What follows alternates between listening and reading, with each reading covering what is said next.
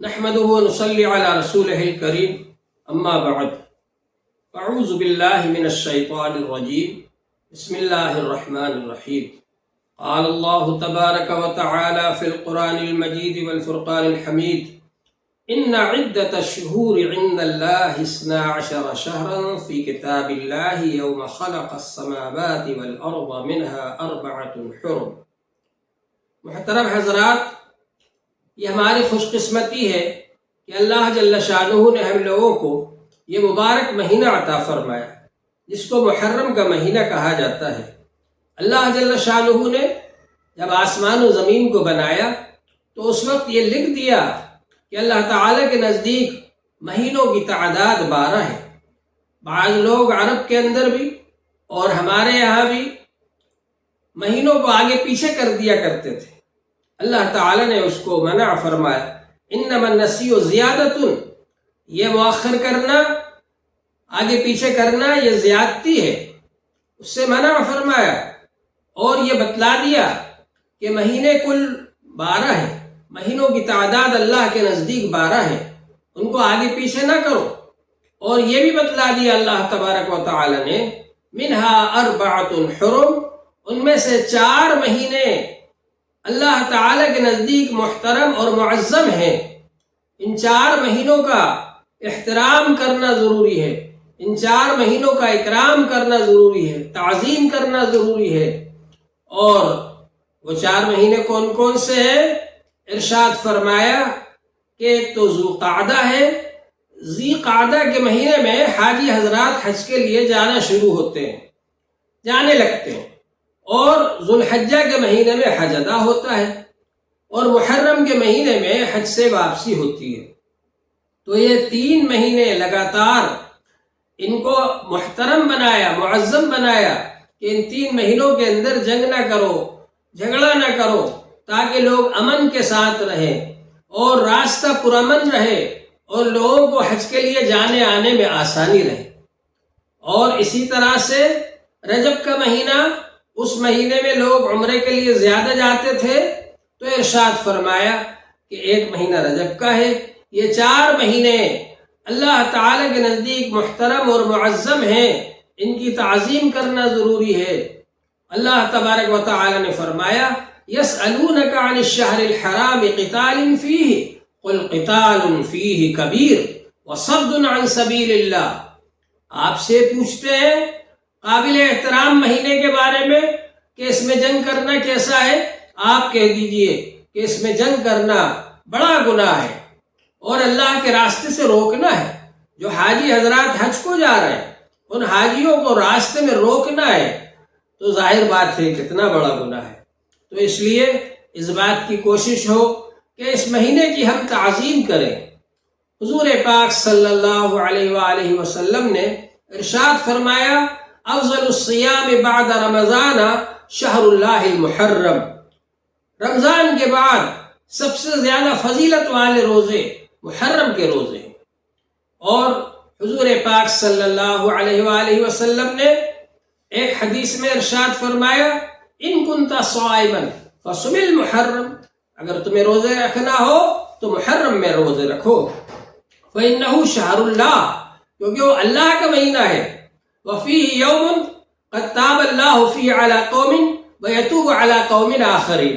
اور اس میں ایک دن ایسا ہے جس میں اللہ تعالی نے بہت سے پہلے لوگوں کی توبہ قبول فرمائی ہے اور آئندہ لوگوں کی بھی توبہ قبول فرمائے گا۔ لہٰذا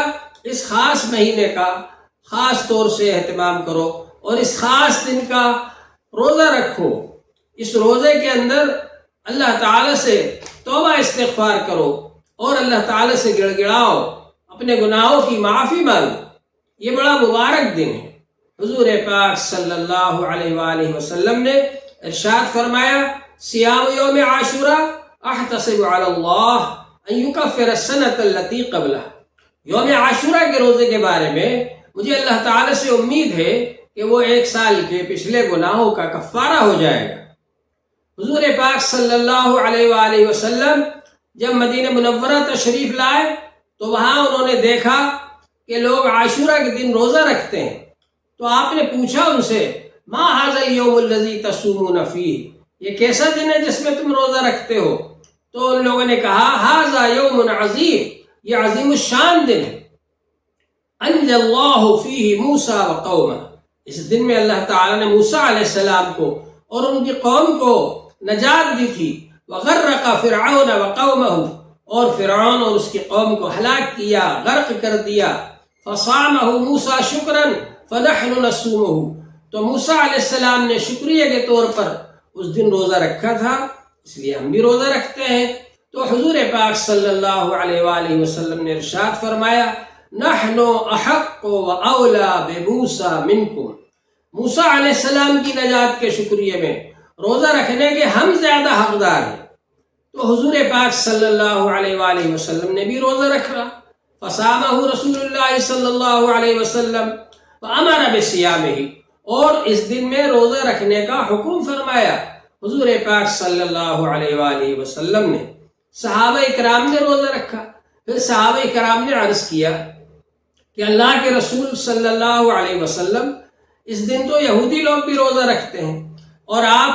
یہودیوں سے ہم لوگوں کو ممتاز رہنے کے لیے فرماتے ہیں۔ تو حضور پاک صلی اللہ علیہ وآلہ وسلم نے فرمایا صوموا یوم عاشوراء، عاشورے کے دن کا روزہ رکھو، وصوموا قبلہ یوما او بعدہ یوما، اس سے پہلے ایک دن کا روزہ ملا لو یا اس کے بعد ایک دن کا روزہ ملا لو۔ اصل روزہ جو ہے 10ویں تاریخ کا ہے، اس کے ساتھ ایک روزہ پہلے دن کا ملا لو یا بعد والے دن کا ملا لو۔ حضور پاک صلی اللہ علیہ وآلہ وسلم نے فرمایا اگر میں آئندہ سال زندہ رہا تو 9ویں تاریخ کا بھی روزہ رکھوں گا۔ اس سے معلوم ہوا کہ 10ویں کے ساتھ 9ویں تاریخ کا روزہ ملانے کو آپ نے زیادہ پسند فرمایا۔ بہرحال اللہ جل شانہ نے یہ عاشورے کے دن میں بڑی فضیلت رکھی ہے۔ حضور پاک صلی اللہ علیہ وسلم نے اس دن ایک تو روزہ رکھنے کا حکم فرمایا، دوسرے کہ وسعت کرنے کا حکم فرمایا، اور ارشاد فرمایا من وسع علی عیالہ فی یوم عاشوراء وسع اللہ علیہ سائر سنتہ، جو اپنے گھر والوں پر، بیوی بچوں پر، اہل خانہ پر وسعت کرے گا، فراخی کرے گا، کھانے پینے میں، کھلانے پلانے میں، خرچ کرنے میں فراخی کرے گا، اور کشادہ دستی کرے گا، فراخ رہے گا، فراخ دل کے ساتھ خرچ کرے گا، تو فرمایا کہ اللہ تعالیٰ سال بھر تک اس کے اوپر فراخی رکھیں گے، اس کا ہاتھ تنگ دست نہیں بنے گا، وہ فراخ دست رہے گا سال بھر تک۔ تو حضرت سفیان بن عیینہ جو محدث ہے وہ کہتے ہیں ہم نے اس کا تجربہ کیا تو ہم نے ایسا ہی پایا۔ حضرت جابر رضی اللہ تعالیٰ عنہ جو اس حدیث کے راوی ہیں وہ فرماتے ہیں ہم نے اس کا تجربہ کیا تو ہم نے ایسا ہی پایا۔ تو ایک عبادت یہ بھی ہے کہ ہم لوگ عاشورے کے دن جہاں دن میں روزہ رکھ رہے ہیں جب افطار کریں تو اس میں کشادگی کریں، کھلانے پلانے میں اپنے اہل و عیال کے اوپر اور اپنے بیوی بچوں کے اوپر فراخی کریں۔ یہ بھی ایک طریقہ ہے عاشورے کے دن کی فضیلت حاصل کرنے کا۔ تو بہرحال یہ دو چیزیں ہیں، اور اس کے علاوہ حضرت شیخ عبد القادر جیلانی رحمۃ اللہ علیہ نے لکھا ہے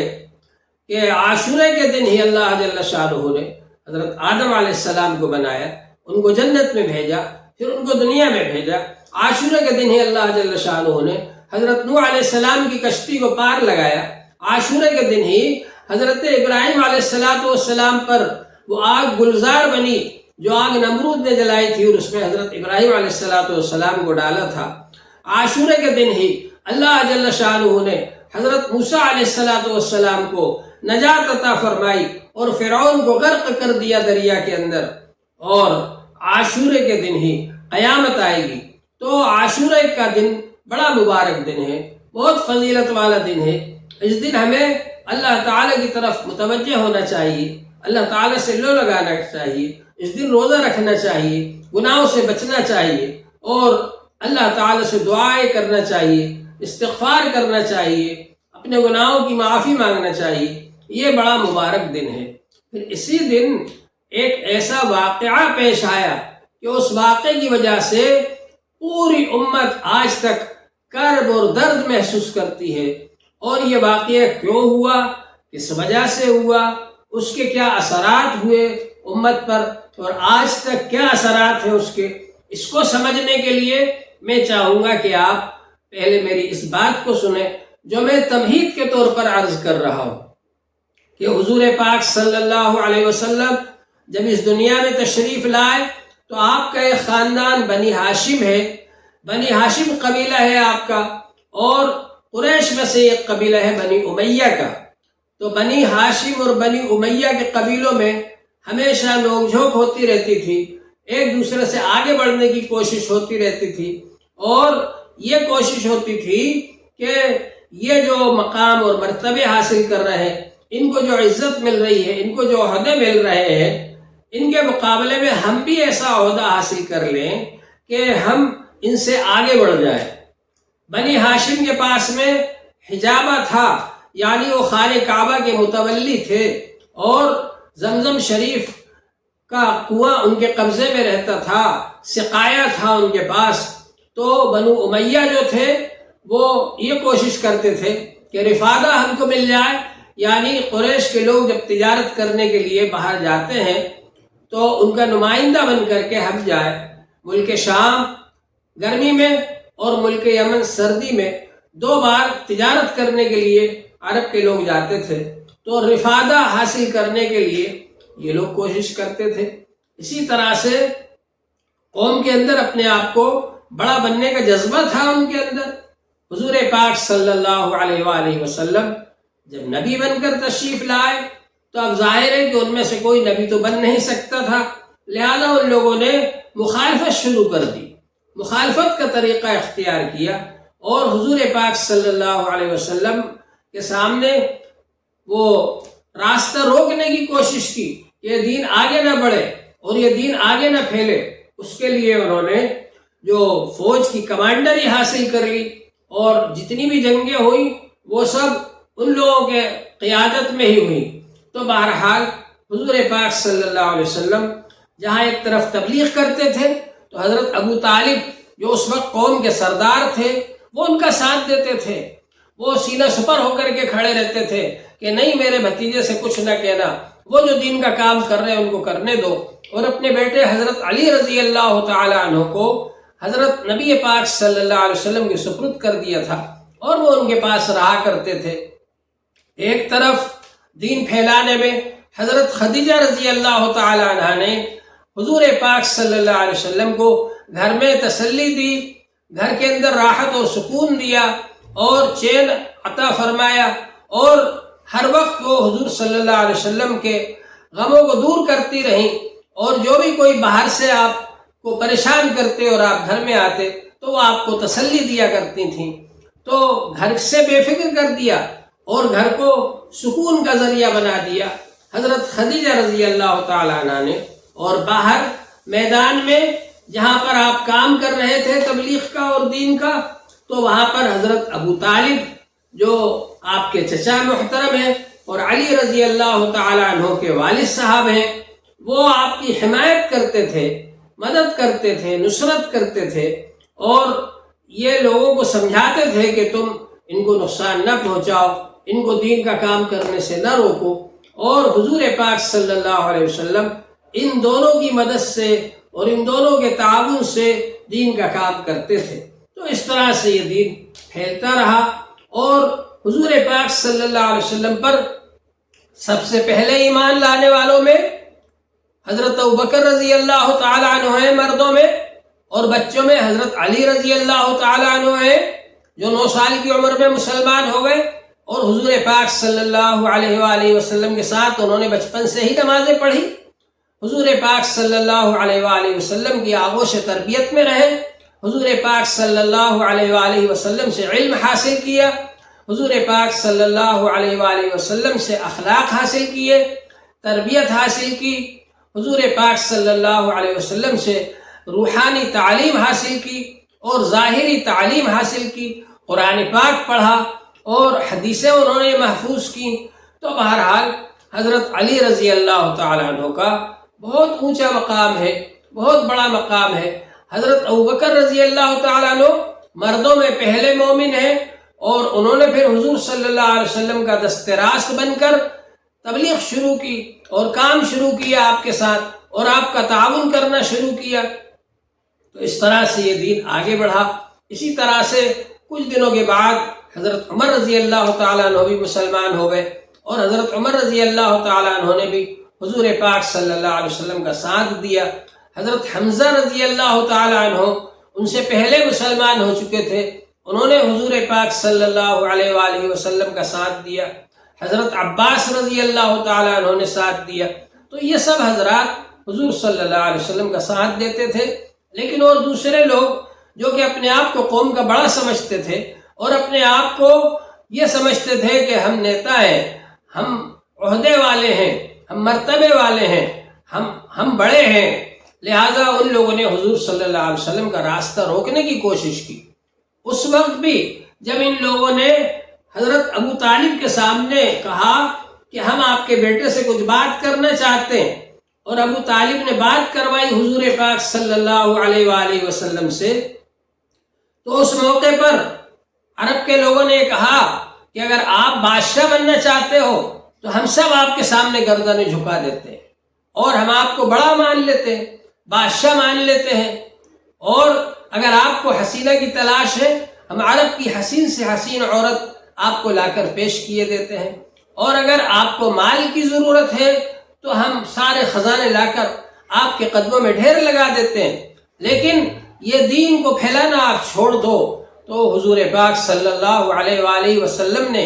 ارشاد فرمایا کہ اگر تم میرے سیدھے ہاتھ پر سورج اور بائیں ہاتھ پر چاند لا کر کے رکھ دو اور یہ کہو کہ میں اس کام کو چھوڑ دوں جس کام کے لیے اللہ جل شانہ نے مجھے مقرر فرمایا ہے، تو یہ ہرگز نہیں ہو سکتا۔ اس سے معلوم ہوا کہ انبیاء علیہ السلام کے آنے کا اصل مقصد یہ ہے کہ لوگوں کو ہدایت حاصل ہو جائے، لوگوں کے اخلاق سدھر جائیں، لوگوں کے اعمال سدھر جائیں، لوگوں کا ایمان و یقین درست ہو جائے، لوگوں کے اندر اچھے جذبے پیدا ہو جائیں، اچھے اخلاق پیدا ہو جائیں، اس لیے آپ تشریف لائے۔ لہذا آپ نے اس حکومت کو پسند نہیں فرمایا اور ان کی حکومت کی پیشکش کو آپ نے ٹھکرا دیا اور رد فرما دیا، اور آپ دین کا کام کرتے رہے۔ حالانکہ مکے والوں نے آپ کو بہت زیادہ ستایا، تکلیفیں پہنچائیں، راستے میں رکاوٹیں کھڑی کر دیں، روزانہ صحابہ کرام کو مارتے تھے، پریشان کرتے تھے۔ جو لوگ آپ پر ایمان لاتے تھے تو ان کو مارتے تھے، پریشان کرتے تھے تاکہ لوگ آپ کو چھوڑ کر کے چلے جائیں، لیکن جو لوگ آپ پر ایمان لاتے تھے وہ اتنے مضبوط ہوتے تھے کہ چاہے ان کو مارا جائے، پیٹا جائے، تکلیفیں پہنچائی جائیں، اذر رسانی کی جائے، وہ سب کچھ برداشت کرتے تھے، بھوک اور پیاس کو برداشت کرتے تھے، لیکن وہ حضور صلی اللہ علیہ وآلہ وسلم کو چھوڑ کر نہیں جاتے تھے۔ 3 سال تک شعب ابی طالب میں قید رہے، لوگوں نے بائیکاٹ کر دیا، کھانے پینے کی کوئی چیز نہیں پہنچتی تھی، اس وقت بھی ان سب نے برداشت کیا، لیکن حضور صلی اللہ علیہ وسلم کے لائے ہوئے دین کو نہیں چھوڑا۔ تو بہرحال حضور پاک صلی اللہ علیہ وسلم نے اس طرح سے 13 سال گزارے مکہ شریف کے اندر، اور آپ پر ایمان لانے والوں کی تعداد بڑھتی رہی، کیونکہ اسلام میں ایک کشش ہے، اسلام کی حقانیت ہے، اس حقانیت کی وجہ سے اور لوگوں کے دلوں کے اندر جو اس کی محبت پیدا ہوتی ہے اور جاذبیت ہے اسلام کے اندر، لوگوں کے دلوں کو کھینچتا ہے اپنی طرف، تو اللہ تبارک و تعالی نے اس دین کو پھیلایا۔ حضور صلی اللہ علیہ وسلم اس دین کو پھیلاتے رہے، تو اس موقع پر ان لوگوں نے سوچا کہ ان کو یہاں سے نکال دیا جائے مکہ شریف سے۔ پہلے تو انہوں نے یہ چاہا کہ آپ کو قتل کر دیں، نعوذ باللہ، اور یہ اعلان کیا کہ جو شخص حضور پاک صلی اللہ علیہ وسلم کا سر قلم کر کے لائے گا ہم اس کو 100 اونٹ انعام میں دیں گے۔ جب یہ اعلان ہو گیا تو حضور صلی اللہ علیہ وسلم نے یہ فیصلہ فرمایا کہ اب ہم کو یہاں سے جانا ہے، نکلنا ہے، اور اللہ تعالی نے آپ کو اجازت دے دی وہاں سے ہجرت کرنے کی۔ چنانچہ حضور پاک صلی اللہ علیہ وآلہ وسلم وہاں سے ہجرت کر کے مدینہ منورہ تشریف لائے، اور مدینہ منورہ میں آپ نے قیام فرمایا، مدینے والوں نے آپ کا ساتھ دیا، آپ کی مدد فرمائی، اسلام کو قبول کیا، ایمان کو اپنے سینے سے لگایا، قرآن پاک کو اپنے سینے سے لگایا، قرآن پاک کی تعلیم حاصل کی اور دین کو پھیلایا، تو اس طرح سے یہ دین چاروں طرف پھیل گیا، اور اس وقت بھی مکے والوں نے آ کر کے وہاں بھی چین سے نہیں بیٹھنے دیا، مدینہ شریف پر آ کر کے حملہ کیا۔ حضور پاک صلی اللہ علیہ وآلہ وسلم نے مدینہ شریف سے باہر نکل کر مقابلہ کیا مکے والوں کا، اور جنگ بدر واقع ہوئی، جس میں 70 بڑے بڑے سورما کو مار ڈالا گیا،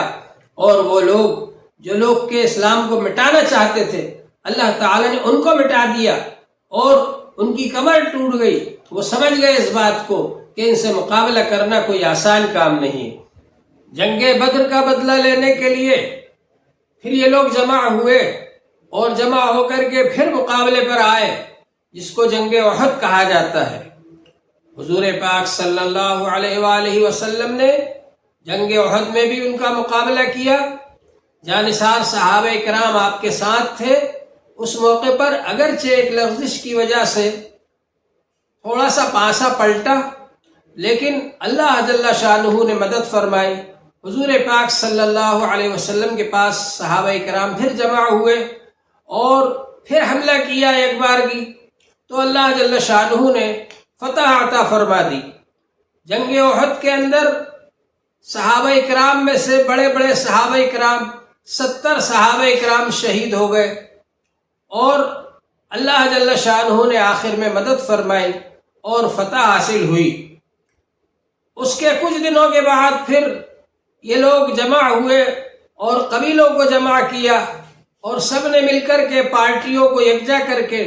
پھر حملہ کیا، تو اللہ جل شانہ نے اس وقت بھی مدد فرمائی حضور پاک صلی اللہ علیہ وآلہ وسلم کی، اور جنگ خندق کے اندر بھی اللہ تبارک و تعالی نے فتح عطا فرمائی۔ اس کے کچھ دنوں کے بعد پھر حضور صلی اللہ علیہ وآلہ وسلم عمرہ کرنے کے لیے تشریف لے جا رہے تھے۔ کافروں نے راستہ روک لیا اور کہا کہ ہم مکے میں داخل نہیں ہونے دیں گے، ہم سے صلح کرنا پڑے گی۔ حضور صلی اللہ علیہ وآلہ وسلم نے صلح کر لی۔ اس وقت اچھی خاصی تعداد میں صحابہ اکرام آپ کے ساتھ موجود تھے، لیکن کافروں نے سب یک طرفہ شرطیں رکھیں، جارحانہ انداز میں صلح کی۔ حضور صلی اللہ علیہ وآلہ وسلم نے ان کی ان شرائط کو، جو کہ بے تکے انداز کی شرائط تھیں، آپ نے مان لیا، تسلیم کر لیا، اور صلح کر لی ان سے۔ حالانکہ صحابہ کرام کے دل میں غصہ تھا، صحابہ کرام کے دل میں غم تھا کہ ہم کو راستہ روک کر کے ان لوگوں نے عمرہ نہیں کرنے دیا، عمرے سے روک دیا ہم کو۔ لیکن حضور صلی اللہ علیہ وسلم نے ارشاد فرمایا کہ یہیں پر احرام کھول دو، اور ان سے صلح کر لیا آپ نے۔ حضرت عمر رضی اللہ عنہ جیسے بہادر آدمی کہہ رہے تھے کہ اللہ کے رسول کیا ہم حق پر نہیں ہیں؟ حضور صلی اللہ علیہ وآلہ وسلم نے فرمایا بے شک ہم حق پر ہیں، لیکن اس وقت جو میں کر رہا ہوں وہ صحیح ہے۔ بہرحال وہ جو دب کر صلح کی گئی تھی، ظاہری اعتبار سے ایسا نظر آ رہا تھا کہ دب کر صلح کی گئی ہے، لیکن اللہ جل شانہ نے اسی صلح کے بارے میں فرمایا انا فتحنا لک فتحا مبینا، ہم نے آپ کو فتح مبین عطا فرمائی۔ جب نہ جنگ معاہدہ ہو گیا کہ 10 سال تک کوئی جنگ نہیں کریں گے، امن ہو گیا، راستوں کے اندر امن ہو گیا، راستے کھل گئے، چاروں طرف سے وفود آنا شروع ہو گئے، لوگوں نے آ کر اسلام قبول کیا، اور کچھ ہی دنوں کے اندر اللہ کے فضل و کرم سے ایمان والوں کی تعداد اتنی بڑھ گئی کہ اب وہ مکہ مکرمہ فتح کرنے کے لیے جا رہے ہیں، اور ہزاروں کی تعداد میں صحابہ کرام مکہ فتح کرنے کے لیے جا رہے ہیں۔ ان کو مکے والے اب روک نہیں سکتے۔ اللہ جل شانہ نے مکہ مکرمہ فتح کرا دیا۔ اس موقع پر ایک صحابی کی زبان پر آ گیا الیوم یوم الملحمہ، آج خون کا بدلہ خون سے لیا جائے گا۔ لیکن حضور صلی اللہ علیہ وآلہ وسلم نے ارشاد فرمایا جھنڈا ان کے ہاتھ سے لے کر ان کے بیٹے کے ہاتھ میں دے دیا جائے، اور یہ فرمایا کہ یہ اعلان کرو الیوم یوم المرحمہ، آج تو رحم و کرم کا دن ہے۔ آج سے پہلے اگر حضور صلی اللہ علیہ وآلہ وسلم نے معاف کیا اور رحم و کرم کیا تو لوگ یہ کہہ سکتے تھے کہ مجبور تھے، بے بس تھے، بے کس تھے، ان کا ساتھ دینے والا کوئی نہیں تھا، بے سہارا تھے، معاف نہیں کرتے تو کیا کرتے۔ لیکن آج جبکہ اتنی بڑی فوج حضور صلی اللہ علیہ وآلہ وسلم کے ساتھ ہے، ہتھیار ہے، سامان ہے، لیکن اس کے باوجود آج ظاہر ہوگا کہ حضور صلی اللہ علیہ وسلم کیسے رحمت للعالمین بن کر کے تشریف لائے ہیں۔ چنانچہ مکے کے وہ لوگ جنہوں نے زندگی بھر ستایا اور پریشان کیا اور حضور صلی اللہ علیہ وآلہ وسلم کو اور صحابہ کرام کو نکلنے پر مجبور کر دیا تھا، وہ لوگ جمع ہوئے، حرم شریف کے اندر کھڑے ہیں اور حضور صلی اللہ علیہ وسلم سے رحم کی بھیک مانگ رہے ہیں اور یہ دیکھ رہے ہیں کہ آج کہیں آپ انتقام نہ لیں، آج اگر آپ نے ایک اشارہ کر دیا تو ہمارا کیا حال بنے گا۔ حضور پاک صلی اللہ علیہ وآلہ وسلم ان سے پوچھتے ہیں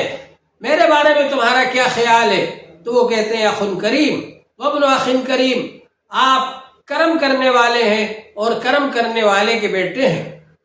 حضور پاک صلی اللہ علیہ وآلہ وسلم نے ارشاد فرمایا اذهبوا فانتم الطلقاء، جاؤ تم سب آزاد ہو۔ تو فتح مکہ پر جو شان و شوکت دیکھ کر، طاقت دیکھ کر کے جو لوگ مسلمان ہوئے ان کو طلقاء کہا جاتا ہے۔ ان کو حضور صلی اللہ علیہ وسلم نے آزاد کر دیا، ان سے کوئی بدلہ نہیں لیا، ان کو پریشان نہیں کیا، بلکہ ان کو آزاد کر دیا اور ان کو کوئی سزا نہیں دی۔ یہ طلقاء ہیں جو اس وقت اس موقع پر ایمان لائے۔ اللہ جل شانہ نے قرآن پاک کے اندر السابقون الاولون من المہاجرین والانصار، مہاجرین اور انصار جو سابقین ہیں، پہلے ایمان لائے، جنہوں نے مکہ مکرمہ میں 13 سال تک تکلیفیں جھیلیں اور جنہوں نے جنگ بدر میں حصہ لیا اور جنگ احد میں حصہ لیا اور جنگ خندق میں حصہ لیا، ان سب پریشانیوں کے موقع پر جو ایمان پر ثابت قدم رہے ان کو اللہ تبارک و تعالی نے یہ تمغہ عطا فرمایا، یہ تحفہ عطا فرمایا کہ ان کو السابقون الاولون قرار دیا۔ مہاجرین اور انصار میں سے جو سابقین اور اولین ہیں ان کا درجہ سب سے اونچا ہے، ان کا درجہ سب سے بڑا ہے، اور اس کے بعد پھر ان لوگوں کا درجہ ہے جو کہ بعد میں ایمان لائے، اور طلقاء کا درجہ اتنا اونچا نہیں ہو سکتا جو درجہ کے سابقین اولین کا ہے۔ تو اللہ جل شانہ نے یہ تقسیم فرما دی۔ تو بنی امیہ کے جو لوگ فتح مکہ کے موقع پر مسلمان ہوئے، ظاہر ہے کہ وہ طلقاء میں شامل ہیں اور ان کا وہ درجہ نہیں ہو سکتا جو درجہ کہ اللہ جل شانہ نے سابقین اولین کو عطا فرمایا ہے۔ تو ہمیں اس بات کو ذہن میں رکھنا چاہیے کہ حضور پاک صلی اللہ علیہ وآلہ وسلم کے زمانے میں یہ سب حالات پیش آئے اور ان جنگوں کے اندر ابو سفیان ہی کمانڈر رہے اور بنی امیہ کے لوگ ہی کمانڈر رہے، لیکن بعد میں فتح مکہ کے موقع پر ابو سفیان نے بھی اسلام قبول کر لیا اور وہ بھی رضی اللہ عنہ بن گئے، اور ان کے بیٹے معاویہ رضی اللہ عنہ بھی صحابی بن گئے۔ تو یہ سب حضرات حضور صلی اللہ علیہ وسلم کے دامن میں پناہ لینے کے لیے آ گئے، اور حضور صلی اللہ علیہ وسلم نے اپنا رحم و کرم کرتے ہوئے ان حضرات کو بھی، جو کہ ان سب جنگوں کے اندر کمانڈری کا رول ادا کر چکے تھے اور کفار مکہ کو لالا کر کے جنگیں کراتے تھے، ان سب سے مقابلہ بھی کیا آپ نے، لیکن ان سب کو آپ نے اسلام میں داخل فرما لیا اور ان کا اسلام آپ نے قبول فرما لیا۔ حتیٰ کہ وحشی، جس نے کہ حضرت حمزہ رضی اللہ تعالیٰ عنہ کو شہید کیا تھا، اس کا بھی آپ نے اسلام قبول فرما لیا۔ وحشی نے آ کر جب اسلام قبول کیا تو آپ نے ان کا بھی اسلام قبول فرما لیا، لیکن یہ کہا کہ وحشی میرے سامنے نہ آیا کرو، تمہیں دیکھ کر شہید چچا کی یاد تازہ ہو جاتی ہے۔ تو وحشی کو مجلس میں آنے کی اجازت نہیں تھی، اگرچہ ان کا اسلام آپ نے قبول فرما لیا۔ تو ظاہر ہے کہ یہ طلقاء اس درجے کے نہیں ہو سکتے، اس معیار کے نہیں ہو سکتے جو معیار اللہ تعالیٰ نے، جو درجہ اور مرتبہ اللہ تعالیٰ نے سابقون اولون کو عطا فرمایا ہے۔ تو اب ہم کو آگے جو بات کرنا ہے وہ انشاءاللہ تعالی ہم آگے بات کریں گے، اور خلفائے راشدین کے بارے میں ہم بات کریں گے، اور خلفائے راشدین کے بعد میں پھر ہم آگے بات کریں گے کہ خلافت راشدہ کب ختم ہوئی، اور خلافت راشدہ کے بعد جو حکومت آئی وہ کس طرح سے چلی، اور پھر ان حضرات نے کس طرح سے حکومت کو چلایا، اور آخر میں پھر ہم حضرت امام حسین رضی اللہ تعالیٰ عنہ کے بارے میں آپ حضرات کے سامنے بیان کریں گے کہ امام حسین رضی اللہ تعالیٰ عنہ نے یزید کے خلاف میدان میں آ کر کے کیوں مقابلہ کیا اور شہادت کیوں پیش فرمائی، اتنی بڑی قربانی اپنی اور اپنے خاندان کی کیوں پیش فرمائی، کیا مقصد تھا ان کا، اس کو ہم انشاءاللہ آگے بیان کریں گے۔ اللہ جل شانہ ہم سب کو ایمان پر استقامت عطا فرمائے اور دین کو پھیلانے کی توفیق عطا فرمائے اور دین کو اصل شکل میں باقی رکھنے کی توفیق عطا فرمائے۔ یہ دین اللہ جل شانہ نے بھیجا ہے، حضور پاک صلی اللہ علیہ وآلہ وسلم نے لا کر ہم کو دیا ہے، اور حضور پاک صلی اللہ علیہ وسلم ہم کو یہ امانت دے کر کے گئے ہیں۔ اس امانت کو اصل شکل میں باقی رکھنا اور اگلی نسل تک پہنچانا اور امت تک پہنچانا، یہ ہمارا فرض ہے، ہماری ذمہ داری ہے۔ حضرت ابوبکر رضی اللہ تعالیٰ عنہ نے ایک موقع پر فرمایا تھا، اَيُنْقَصُ الدِّينُ وَأَنَا حَيٌّ، کیا یہ ہو سکتا ہے کہ میرے زندہ رہتے ہوئے دین میں کمی آ جائے؟ یہ جذبہ ہم میں سے ہر ایک کے اندر ہونا چاہیے کہ ہم دین کو اصل شکل میں باقی رکھیں اور اس کو اگلی نسلوں تک پہنچائیں اور حضرت امام حسین رضی اللہ عنہ کی قربانی کا مقصد سمجھیں۔ اللہ جل شانہ ہم سب کو عمل کرنے کی توفیق عطا فرمائے۔ وآخر دعوانا الحمد للہ رب العالمین۔